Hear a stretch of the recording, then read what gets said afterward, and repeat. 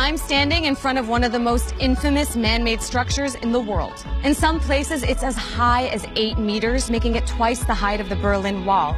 It runs 280 miles long, basically the distance between Philadelphia and Boston. It's been under construction for the past 13 years, and it's still not done.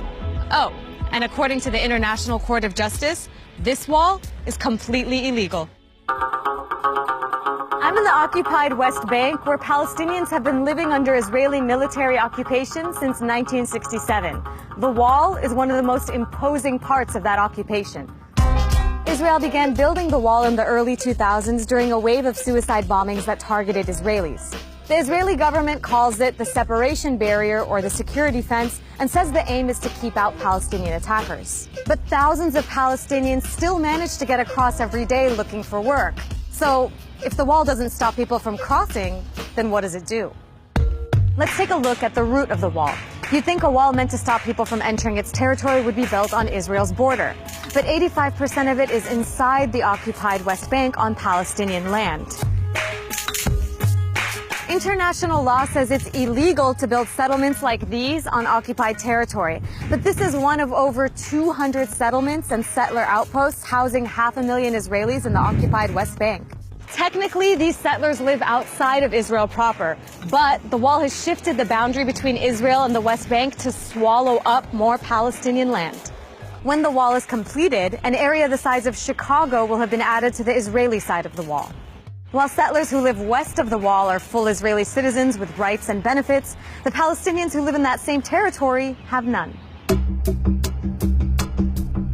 This is the village of Dab'a near Qalqilia. It's just one of many Palestinian villages that lost at least half of its land to the wall. Israel used dynamite to clear the path for the wall, damaging homes and the local school. In some parts, the wall is made of concrete, and in other parts, it's fencing, depending on the proximity to Palestinian homes. I'm standing at a gate that Israel only opens once a year to allow villagers to harvest their olives, which was once their main source of livelihood. What happens when the wall cuts right through a neighborhood? This entire Palestinian village called Hizma has been walled off from the rest of Jerusalem, except for the homes of a couple of Palestinian families that got stuck on the Israeli side of the wall. And people here aren't even allowed to go visit their old neighbors. Hizma is technically part of Jerusalem, meaning it's on Israel to provide the villagers services like trash pickup and security. But it doesn't, and the villagers are basically forced to fend for themselves.